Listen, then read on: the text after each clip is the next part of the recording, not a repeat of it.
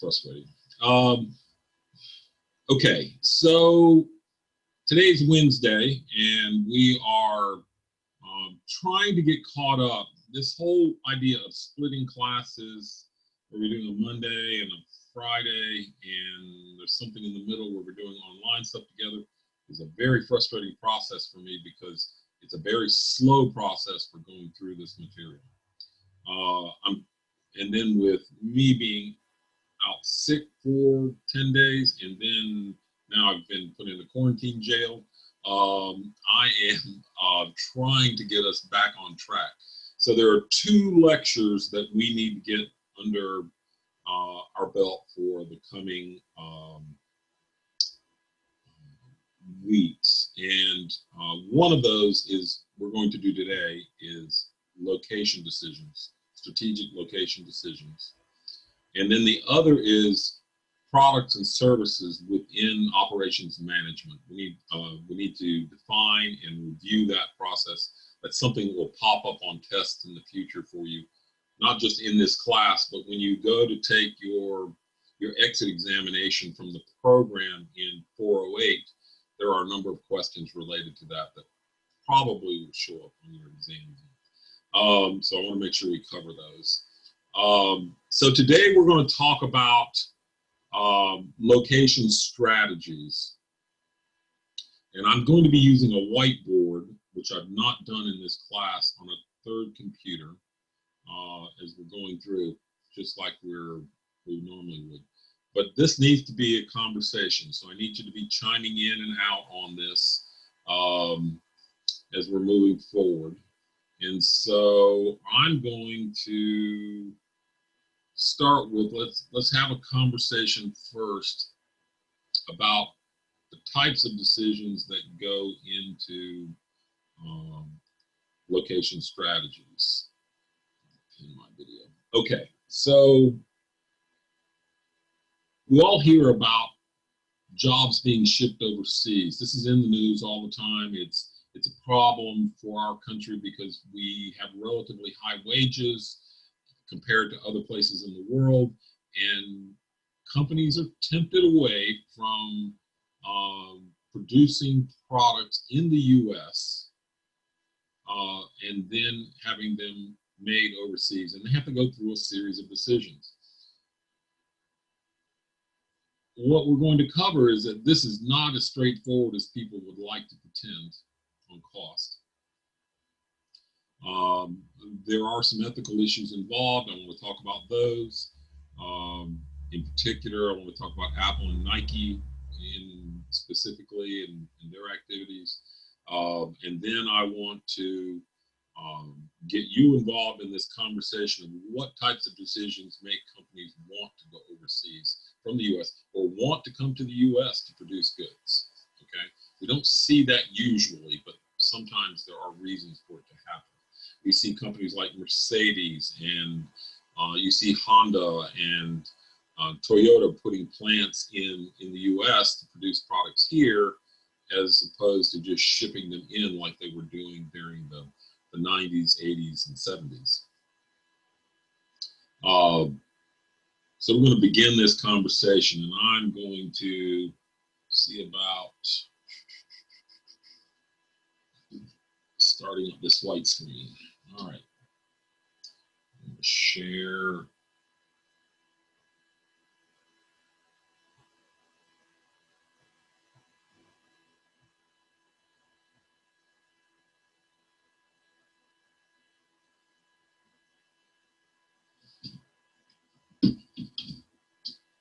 I've only done this in playing around, so let's see how this works.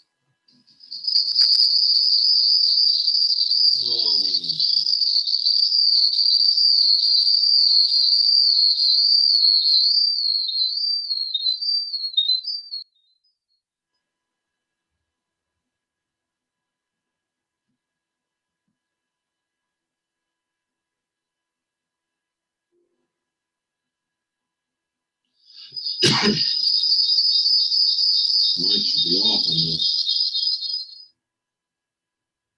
Are you still getting feedback? Are you getting feedback on your end? You are? Okay, let's see if I can turn this. Let's see, speakers are off, microphone should be off.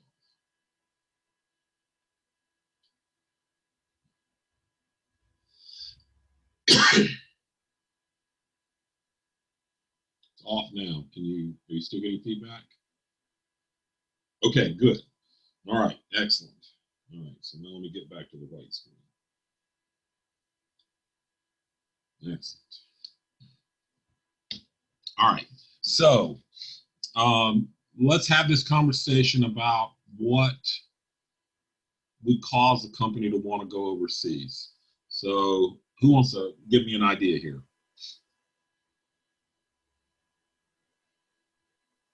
Better Well, I have business. a special on or a little thing about this that they could like making VCRs. This is back when VCRs were out. The employees would make about $60 a week over there. And then I was thinking, well, gosh, how much does it cost to ship it over here? Well, they put the VCRs in the container. So let's do just one thing at a time, okay, on this, so we don't get too far deep. So you're saying labor cost, right? Yeah. Okay, so let me go get a good pencil there I can write with. Labor cost. How about environmental regulations? Okay, so environmental. Chloe, you had something you were going to chime in with. Yes, sir. Better business. Expand on that. Like a country needing a product more so than we do, so they transfer. Okay, so they're moving to get closer to their customers. Yeah. Yes, okay. Sir. All right. Getting closer to customers.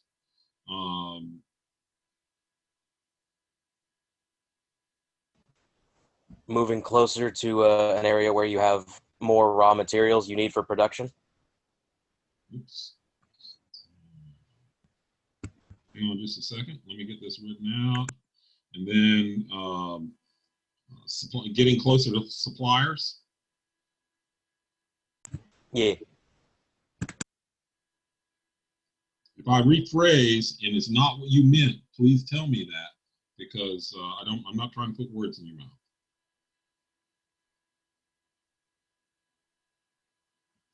Why else might they move? A cost of building factories or machinery. But if you already have a factory here, what would, well, that would go into the cost of the move, wouldn't it? Okay. Maybe cost of expansion.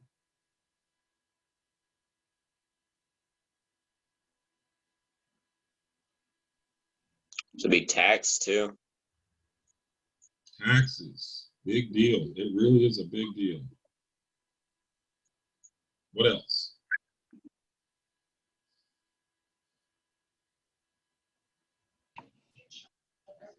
Could something be the market that they're trying to like market to?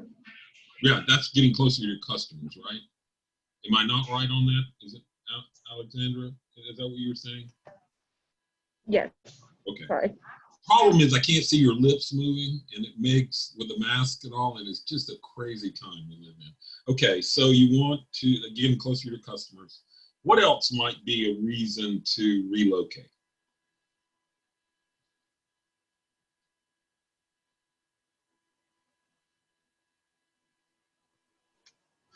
Did you already take down the environmental consideration? Yep, we got environmental. So it's not just environmental regulations. It can be regulations in general. Government controls, right?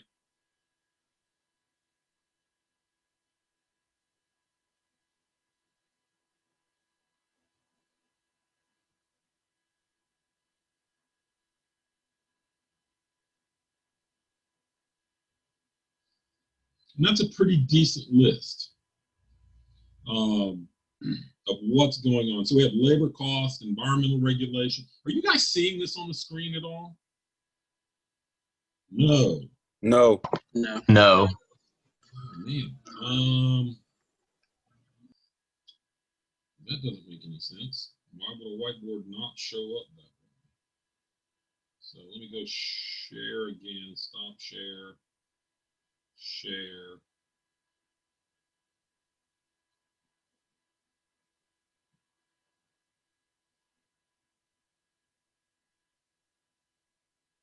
Okay, I was writing it down, I promise. Let's see if I move it. Does it move with it? Okay, it seems to be working with me now. For some reason, it wasn't working before. All right. Yeah, we can see it now. Okay, good. It's like I said, it's the first time I've used this technology, and it for online. I think it'll help us a little bit. I'm kind of tongue-tied when I'm not in front of a whiteboard or blackboard.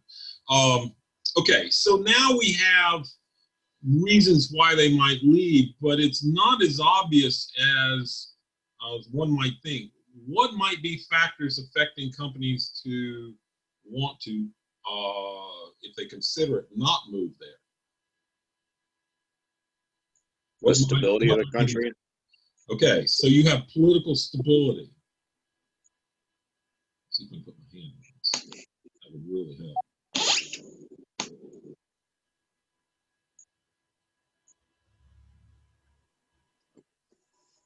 Okay, political stability. What else?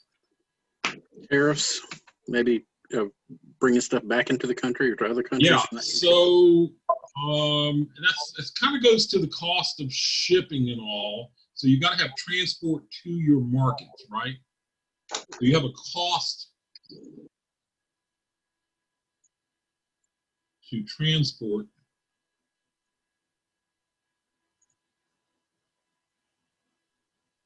to your market. And this is not as simple as you would assume.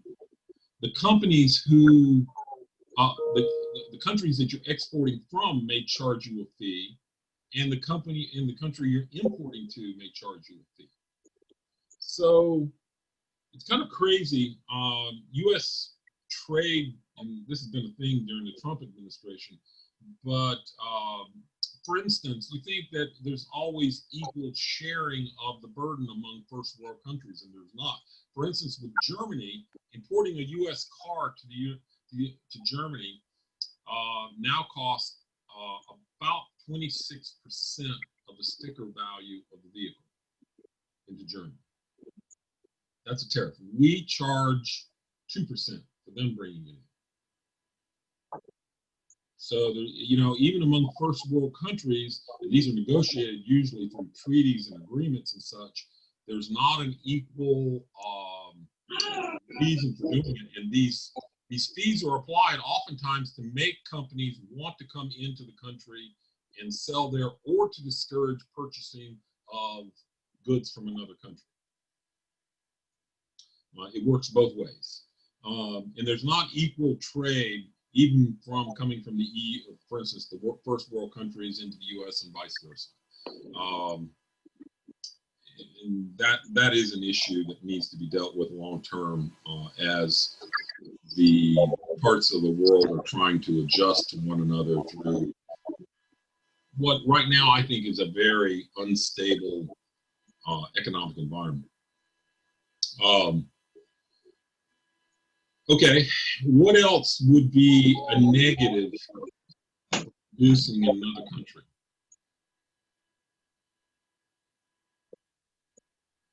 Let's think about producing in a third world country as opposed to first world.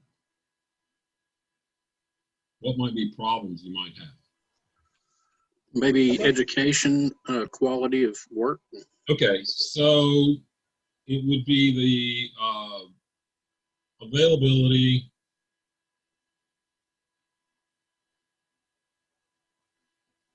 of, I'm just going to say educated, and I'm going to use that in a loose term, not specific, workforce. This applies in the U.S. too. Depending on where you're going to put your factory would depend upon what type of employees are available to you, both in quantity, the number, and their educational backgrounds, their ability to learn what we need them to learn as quickly as we need them to learn. What also might be a problem? Infrastructure. Right. Do they have all types of things from electricity? And if you've ever been to distant places in the world, you find that things like running water and electricity are not always common Electricity can oftentimes be intermittent. Water supply can be a problem. So roads, can they handle large trucks, and how much does it cost to get your suppliers to bring materials in? Infrastructure. Now let's think about some more things. What else is out there? How about the flip side of the coin for the government regulations? You may get products that are not up to standard because of the regulations being removed. Right. So you still got to produce products that your market wants, but they may not pass. You got to pass the, that would go to product design, not so much about moving it. Okay. So it's a positive not to have it, but you do have governmental regulations on that side too.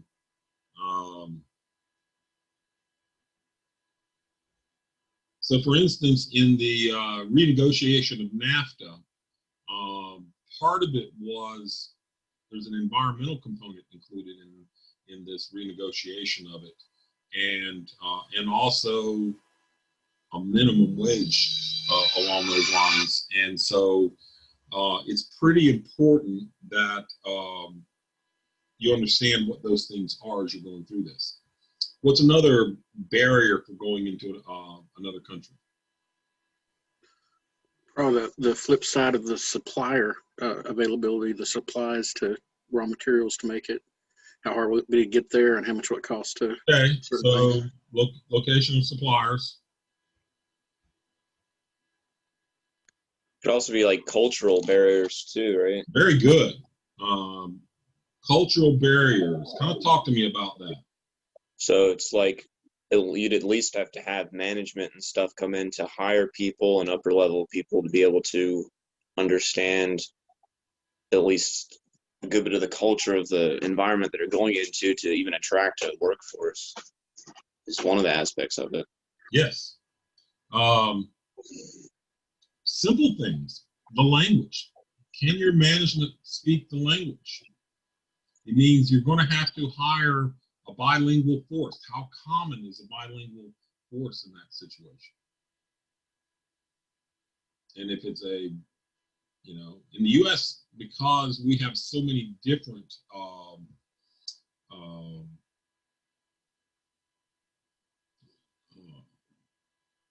nationalities here, you can usually find people who speak the language. What else?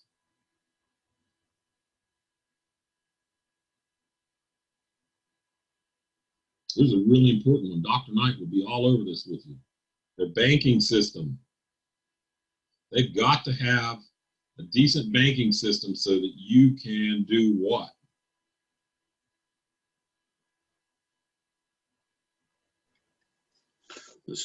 The financial processes of the organization. Yeah, you got to be able to pay your employees. You've got to be able to pay your taxes there. You've got to be able to pay your suppliers. And usually, and if they're in country suppliers, and if you're out of country, then you've got to pay in another denomination. So it's also has to do with the stability of the currency.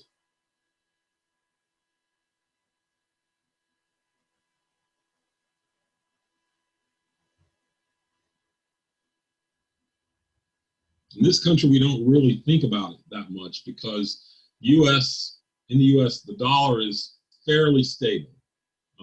Historically, there are trends over decades, but not in weeks. And there are countries that make decisions on people make decisions day to day, whether or not to go to the store because they're afraid that their money is not going to be worth as much tomorrow as it is today.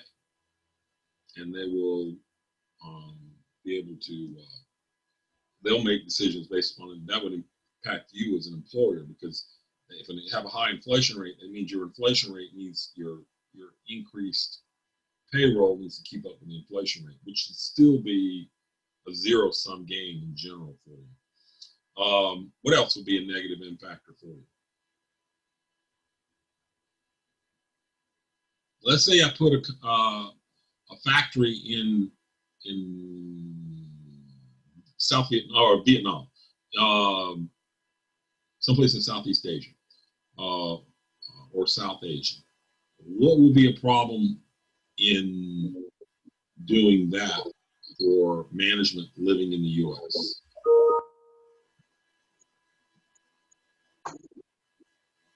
So communication.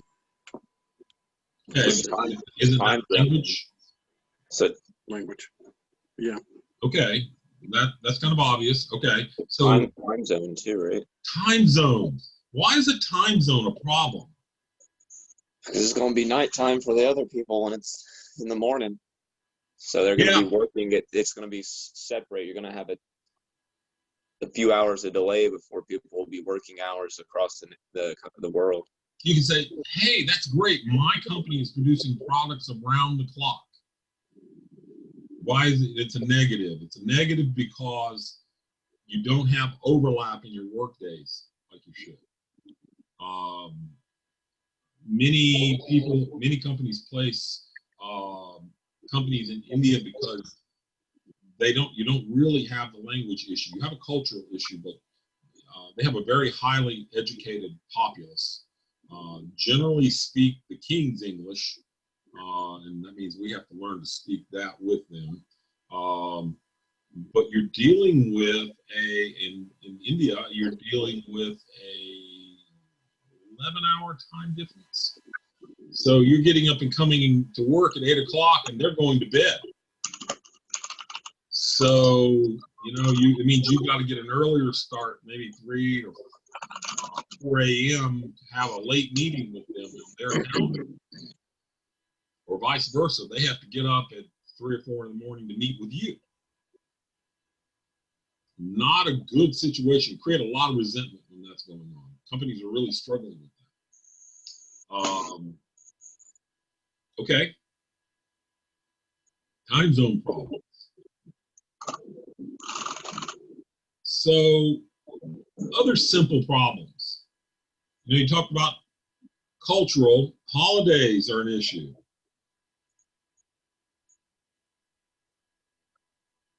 When I lived in Europe, I was always surprised that almost all of Europe shut down for 30 days in August.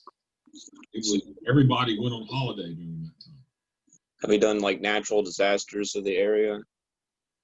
Yeah, you have potential.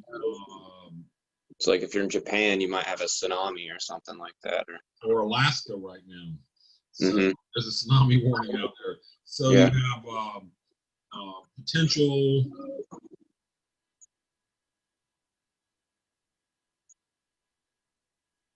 Natural disasters. Now, you can't really account for those, but you can account for the frequency of those. Plan for it. So if you have a place that has, like South Louisiana right now, seems to get hit by a hurricane, or on the coast of Texas is getting smashed by hurricanes recently. Okay, but they went a long period of time, almost 12 years without a hurricane at all. So you got to kind of work all of that into it.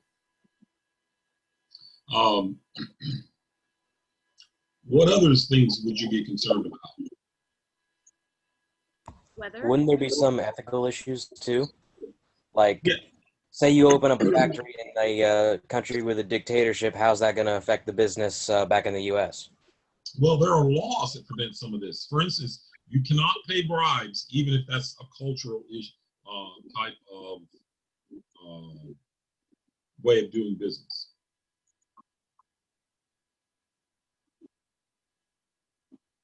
You can be prosecuted in the U.S. for paying bribes for any reason in doing business in any country. Okay, and there are countries where you give a few dollars in order to get things done and processed through the government. That's a bribe. It doesn't matter if it's common or not. It's a bribe, and you can't do it. Okay. I think I see where Kate was going with the ethics stuff. There's a lot of companies now who are getting a lot of backlash from their customers for operating like sweatshops and stuff like that. So that's where we're going to go on next on this. Customer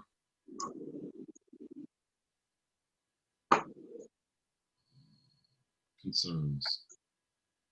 So let's talk about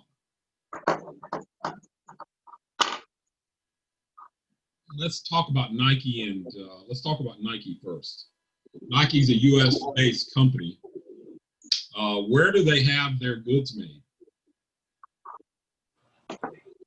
China. Mostly in China. Right. And they are very heavily involved in the Black Lives Matter movement and all, and that's great. It should be in the process. The question is, they have factories in China that are being run by these internment camps for the Uyghurs. They're the Muslim nationals in the western part of China, and they're put in these re-education camps, and they're sent out to these city farm industry camps, and they're being basically slave labor into these. Does Nike have a responsibility on that? And yet they make billions off of Black Lives Matter shirts and all that are produced by effectively slave labor. Is there an ethical concern there? Definitely. So yeah, absolutely. Think about the number of colleges that use their uniforms. I'm gonna Because the issue would be, is that ethical concern enough for it actually to affect their business much? Right. Well, but does that, yes, you have an ethical concern. Does it affect the business model? Now you're looking at the dollars of the ethics. Mm-hmm. Okay. Is that the purpose of ethics? No, I don't think so. I'm just saying that's what they're doing. That's what they're doing, yeah. Right. You got the same problem with Apple. Apple is not doing the Black Lives Matter. It's not nearly as hypocritical, but anybody following the Apple production history and all that's going on overseas, that some of their suppliers, particularly a company called Foxconn, that has basically held people prisoners, and they've had rashes of suicides in these compounds where the people live because they can't get out, can't go see family. Some of them are all one gender, all male or all female. It's very regressive in the way it's dealt with it. So, do they have an obligation to you to make sure this is produced fairly? Do they have an obligation to you that matters enough to you that you're going to take an issue and not use their products or buy their products? That becomes the ultimate issue in the process. So Apple made the decision to go to Asia, basically, to produce their iPhones in particular. They used to produce everything in the US. When they started doing iPhones, they did that in Asia. Why do you think they did that?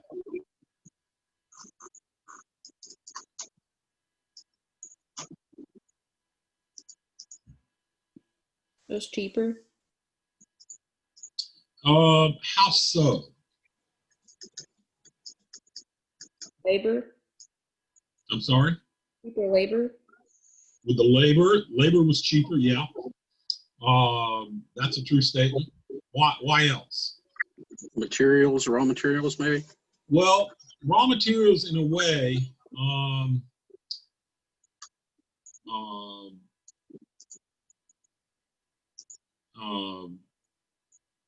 but they're closer to their suppliers. They're producing all these electronic components in Singapore and Taiwan and in China and all. And so all their suppliers were geographically located in that region. And so they had their phones produced there.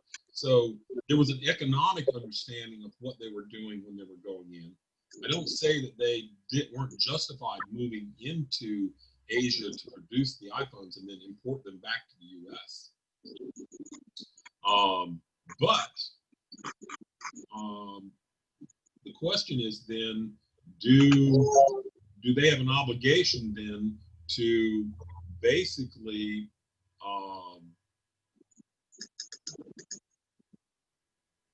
affirm to us that this is being made with, fair practices? Yeah, I think in other classes it was called social responsibility. Yeah, social responsibility. But a lot of that applies to the local activities, and they're going, oh, we don't have anything to do with that. It's a supplier of ours that's doing it.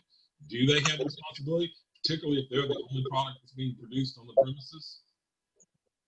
Do they have liability?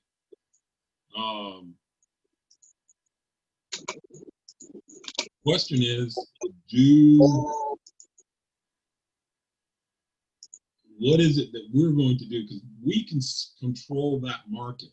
We the people who are using our dollars that we earn through our labor to buy their products. Are we making them understand that that's not acceptable? I don't think we've done that.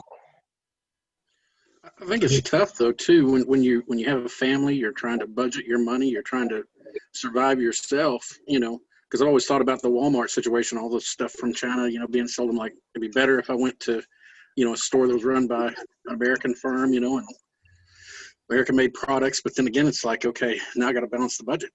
Right. It's ultimately a concern. Now, when you get into the goods we're talking about, both with Nike and with Apple, and I chose them specifically because they're right on the verge of, they are luxury items, not high dollar value. They can be, depending on what you buy from them, but they are at the top end of their markets on what they're selling. So they are the market leaders. They are the ones that are going on. So I guess the question is, when is it that you take a stand ethically?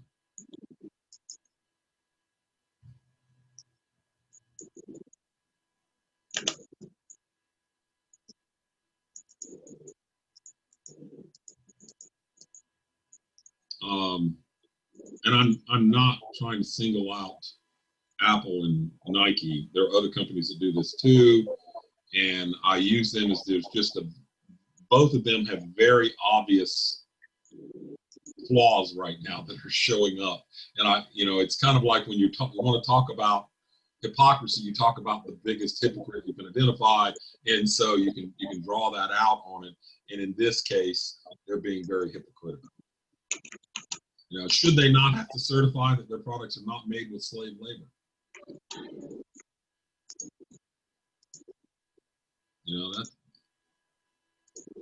I would kind of like to see that. Just like I want to see that their products are being made with environmentally sustainable ways. I want to see a certification on that of some kind. I think that's probably the biggest things for me is like human rights being violated, and like I said, with the environment. I mean, the environment's what we're doing to it. It is showing that all the damage. Yeah. And so we have to have ways to deal with this. And the quickest way to get a company's attention is through sales. Sales drop, they're going to want to follow. You can get a company to quickly change their path if their sales fall off. It's a big deal. People don't realize how much impact you really have on a company by your purchasing patterns. And that is one of the things I want to leave with you. Companies listen to you through your actions, not just through your words. People can get very upset with a company and they'll just be ignored by some activity they got going on. But you suddenly allow sales to drop off, you will get their attention in the process. So we have one more lecture. Go ahead. I lost you, George. Your mic's off. I mean, Patrick. Okay. Does that not too open up gaps, especially niche gaps in industries where other competitors could come in and say, look, we're doing it responsibly? Yeah, it does. To compete. Starbucks started trying to do that with, responsible coffee being grown, the product they're selling. There are lots of companies who have, once there's some type of awareness that's being pushed, the company will change its direction very rapidly. I'm not advocating one way or another for that. I'm just saying that's generally what they're going to respond to. They will respond to the loss of sales. Now, people who practice boycotts are almost never effective because most of the people boycotting don't buy the product anyway. So it's generally the way things go with that. So what you're really looking for here is changing in purchasing behaviors, and marketers will pick up on that very quickly. I actually want to go through one more time. Maybe. So you can take all of these factors that we've been talking about, the good ones and the bad ones, and you can convert them to a matrix. You assign values to that matrix, and you then go through and set up a way to evaluate each location. So you're looking for infrastructure, you're looking at stability of the banking system, and all those are pretty arbitrary, but there are ways to look at that. And so there are people who've been out there doing it. You can buy their services to tell you, oh, going into this country in particular, you can rate it as a scale compared to this country, compared to country A versus country B. It's called a competitiveness factor. Switzerland, by the way, is #1 on that list for competitiveness factor. U.S. is #2. Most of Europe is in the top 30. And then it begins to fall off from there. I think Yemen and North Korea are at the bottom. And where it's least friendly to do business in that country, either with a combination of government regulations and cost and so on, taxes, everything flowing into one thing. You can get a number for that to compare one another to, but you have to be able to break this down into individual components. So you can set up a spreadsheet saying, okay, I need to have these variables looked at that are really important to us, and we assign values to the various locations that we're evaluating. We go down through those, and that might be multiple locations in a country. It might be the difference between putting a plant in Seattle, Washington versus putting it in Charleston, South Carolina, like Boeing's doing. Moving it out of Seattle into Charleston, because ultimately the costs are cheaper in South Carolina than they were in the state of Washington. And so even within our own country, national regulations are the same, and the banking systems are the same. The infrastructure is generally the same. Do you have enough people coming in? And Charleston is one of the high moving cities in the country right now. I think they've got 250 people a day moving into the city right now. So, and that's net. And so that's driving up costs and everything else going down. It's one of my favorite cities. And so Boeing's made the decision to push all of the aircraft production for the 787 to Charleston. And they're closing the facility in Seattle. And Seattle probably has more skilled workers. So they'd be higher on that educational value when they're coming out versus Charleston. But they probably have a lot of those who are working in Seattle are willing to move to Charleston in the process. Easy enough to do. There is a language barrier between Charleston, South Carolina, and Seattle, Washington. If you've ever been to Charleston, you've heard their accent, you know what I'm talking about. And there are a number of peoples that live around that region that have actually specialized dialects that you would have to get used to. Okay, all that you can be dealt with.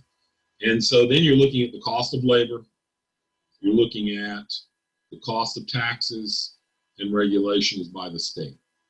And if that comes out that you can do it better and cheaper down there, then great.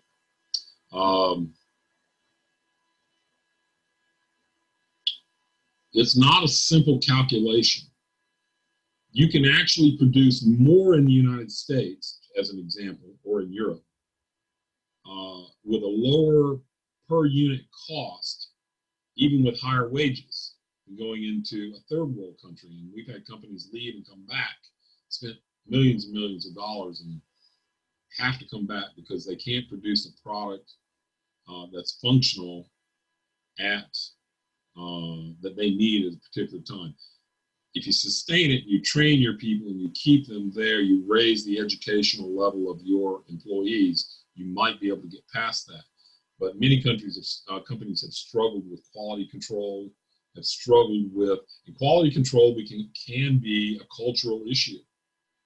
Believe it or not, it's the thought processes that go into quality control that become a problem sometime, and people need to focus on.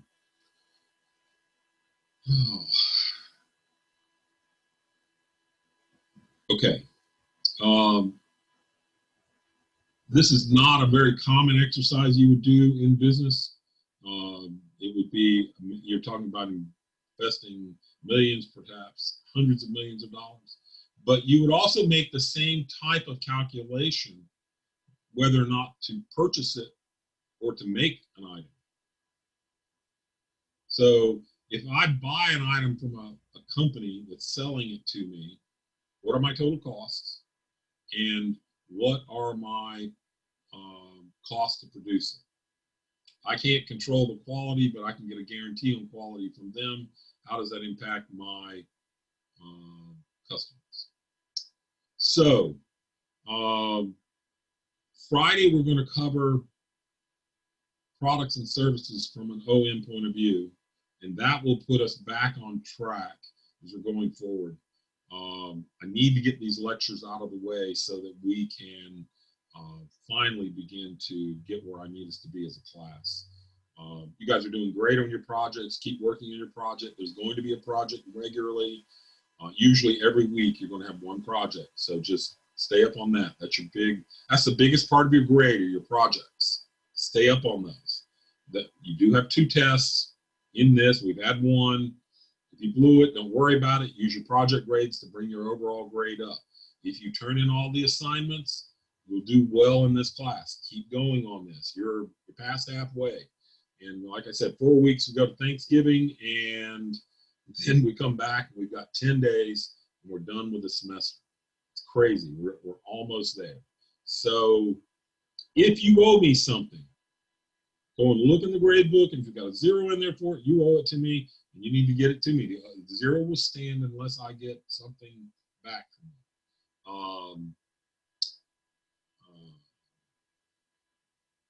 You've got an assignment due Friday at midnight. Stay on top of that. Make sure you go in and read the assignment again. I put more details into the assignment where you go to submit it. Make sure you got all those items in there for it. So you're shooting for an A on this. This is a 100-point assignment. It's a big one. Okay? Any questions? Guys, it's been fun, and I look forward to seeing you guys on Friday. Monday, we're back online. Next Wednesday, we're online again, even though I'm back on campus. Next Friday, I'll get to see you face to face. Looking forward to it. Bye-bye.